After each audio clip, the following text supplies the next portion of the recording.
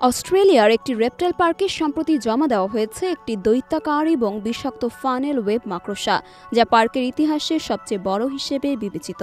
মাকড়সাটির নাম রাখা হয়েছে হেমসওয়ার্থ, যা অস্ট্রেলিয়ান অভিনেতা হেমসওয়ার্থ ভাইদের নামানুসারে দেওয়া হয়েছে। অস্ট্রেলিয়ান রেপটাইল পার্কের তথ্য মতে হেমসওয়ার্থের দৈর্ঘ্য পায়ের থেকে পায়ে 9.2 সেন্টিমিটার।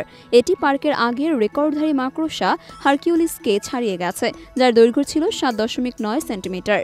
স্পাইডার কিপার এমা টেনি এক ভিডিওতে বলেছেন, হেমসওয়ার্থ তার সহকর্মীদের তুলনায় এত বড় যে তাকে ক্রিস হেমসওয়ার্থের মতো মনে হয়েছে, যিনি গড় মানুষের চেয়ে অনেক লম্বা। মাকড়সার আকার দেখে প্রথমে এটিকে স্ত্রী মাকড়সা বলে মনে করা হয়েছিল, তবে ঘনিষ্ঠ পর্যবেক্ষণের পর জানা যায় এটি একটি পুরুষ মাকড়সা। হেমসওয়ার্থ যদিও ফানেল ওয়েব মাকড়সাদের মধ্যে সবচেয়ে বড়, কিন্তু এটি অস্ট্রেলিয়ার সবচেয়ে বড় মাকড়সা নয়। সেই শিরোপা রয়েছে হুইসলিং স্পাইডার নামের এক প্রজাতির কাছে।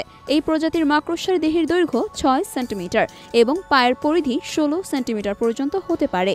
হেমসওয়ার্থকে নিউ ক্যাসেলের ড্রপ অফ স্থানে জমা দেওয়া হয়েছিল। নিউ ক্যাসেল সিডনি থেকে প্রায় 120 কিলোমিটার উত্তরে অবস্থিত একটি উপকূলীয় শহর। অস্ট্রেলিয়ান মিউজিয়ামের তথ্যমতে সাধারণত ফানেল ওয়েব মাকড়সার দেহের দৈর্ঘ্য 1 থেকে 5 সেন্টিমিটার হয়। পুরুষ মাকড়সারা সাধারণত স্ত্রী মাকড়সাদের তুলনায় আকারে ছোট হয়। এই আবিষ্কার বিজ্ঞানী এবং মাকড়সা প্রেমীদের জন্য গবেষণার নতুন দিক উন্মোচন করেছে।